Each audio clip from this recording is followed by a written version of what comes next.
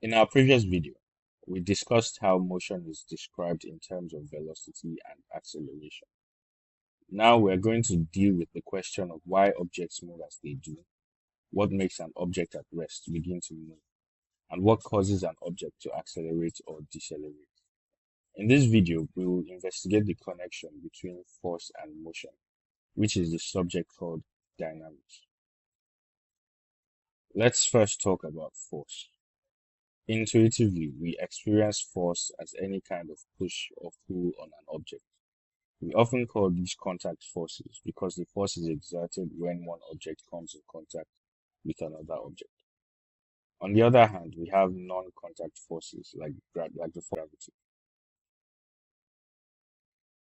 Let's now move on to discuss Newton's laws of motion, which are essential to the study of dynamics. Newton's first law states that every object continues in a state of rest or of uniform velocity in a straight line as long as no net force acts on it. The tendency of an object to maintain its state of rest or of uniform velocity is called inertia. As a result, Newton's first law is often called the law of inertia. We can say that mass is a measure of the inertia of an object. The more mass an object has, the greater the force needed to give it a particular acceleration. Now let's move on to Newton's second law.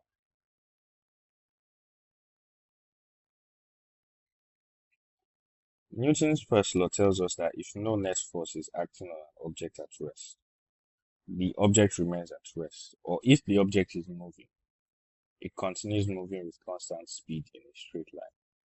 But what happens when a net force is exerted on the object? Well, that's where Newton's second law comes in. It can be stated as follows. The acceleration of an object is directly proportional to the net force acting on it and is inversely proportional to the object's mass. The direction of acceleration is in the direction of the net force acting on the object. Newton's second law can be written mathematically as an equation, where A stands for the acceleration, sigma F stands for the vector sum of all forces acting on the object, and M stands for the mass of the object. We can rearrange this equation to obtain summation F equals MA. This equation can also be written in component form, in rectangular components, as summation Fx equals MAx, summation Fy equals MAy, and summation Fz equals MAz. Now, before we move on to the third law of motion, let's discuss the concept of momentum and impulse. The momentum of an object is the product of mass and velocity of the object. It is a vector quantity. So we denote momentum as the variable p, and we can write p is equal to mv.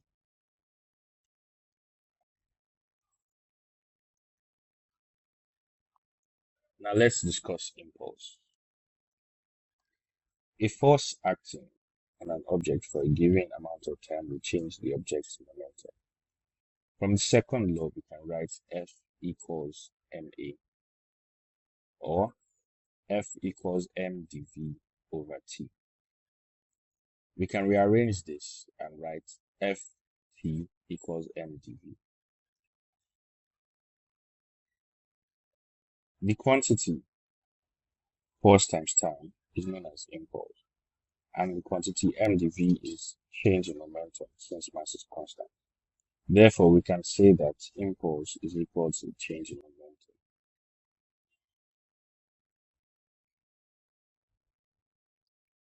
Finally, Newton's third law states that whenever an object exerts a force on the second object, the second object exerts an equal force in the opposite direction on the first object. Now let's talk about conservation of momentum. The law of conservation of momentum states that when two objects collide in an isolated system, the total momentum before and after the collision remains constant. By an isolated system, we refer to a system where there are no externally applied forces. Therefore, the initial momentum of the system is equal to the total final momentum of the system, where initial and final refer to times before and after collision, respectively. Mathematically, we can write sigma mv equals sigma mv prime. Sigma means sum, and v represents the initial velocity, while v prime represents final velocity. This brings us to the concept of elastic and inelastic collision. So the collision of or more bodies can be classified as either elastic or inelastic. In both cases, momentum is conserved and the law of conservation of momentum holds true. In elastic collisions, kinetic energy is conserved. That means that the sum of initial kinetic energy is equal to the sum of final kinetic energy of the system. Mathematically, we can write sigma half mv square equals sigma half mv prime square. On the other hand, inelastic collision. In an inelastic collision, kinetic energy is not conserved. And this is because some of this kinetic energy may be converted into other forms of energy, such as heat, sound, or radiation. Now, mathematically, we can write sigma half mv square is not equal to sigma half mv prime square. Now, let's consider the case of elastic collisions in one dimension. We apply the laws of conservation of linear momentum and kinetic energy to an elastic collision between two small objects that collide head-on, so all the motion is along a line. Let's assume the two objects are A and B with masses ma and mb. From conservation of momentum, we have mava plus mbvb equals mava prime plus mbvb prime. We can rewrite this as ma into va minus va prime equals mb into vb prime minus vb. Let's call this equation 1. Now, from the conservation of kinetic energy, we can also write half mava square plus half mbvb square equals half mava prime square plus half mbvb prime square.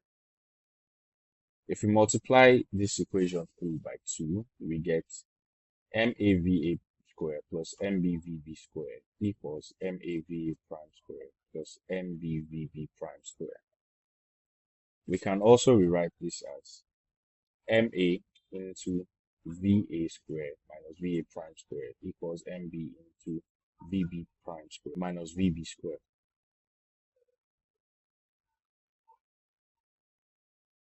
Now, from our algebraic identities, we know that a square minus b square equals a plus b times a minus b.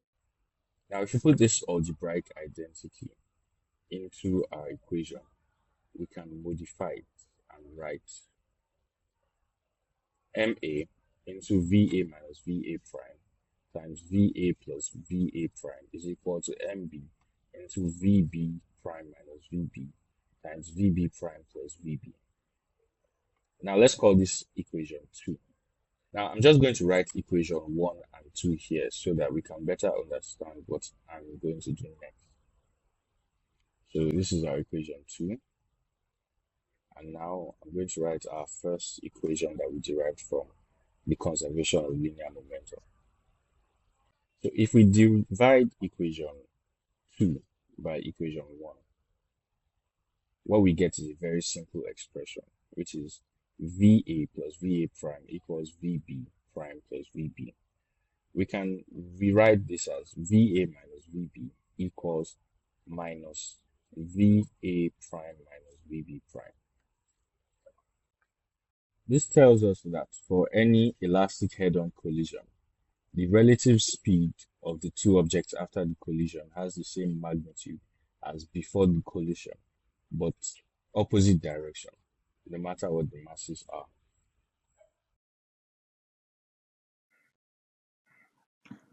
Let's talk about the concept of friction. Whenever two bodies are in contact with each other, there is always a resistance to motion experienced by the surfaces of the two bodies. This resistance to motion is referred to as friction, and friction occurs for solids, liquids, and gases. But in this video, we will only concern ourselves with friction between solid surfaces.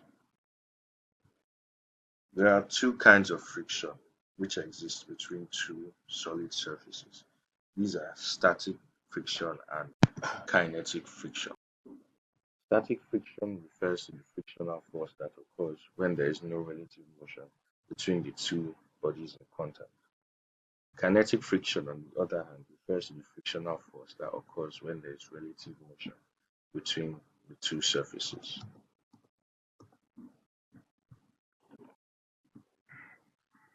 Now let's consider a situation where we have a movable body A resting on another surface B, which is stationary.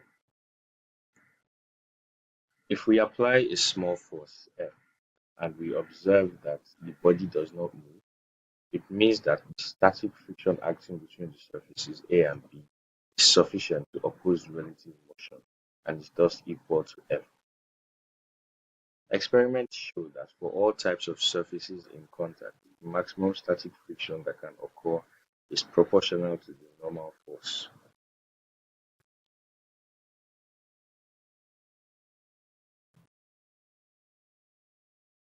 And so our maximum static friction is equal to mu s times the normal reaction, where mu s is a constant of proportionality known as the coefficient of static friction.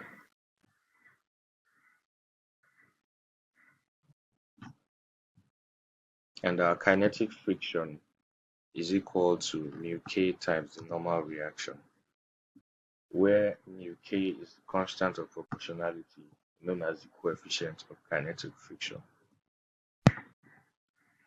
In both cases, the magnitude of the coefficient of friction depends on the nature of the surface in contact and is independent of the area in contact, provided that the normal force is unchanged.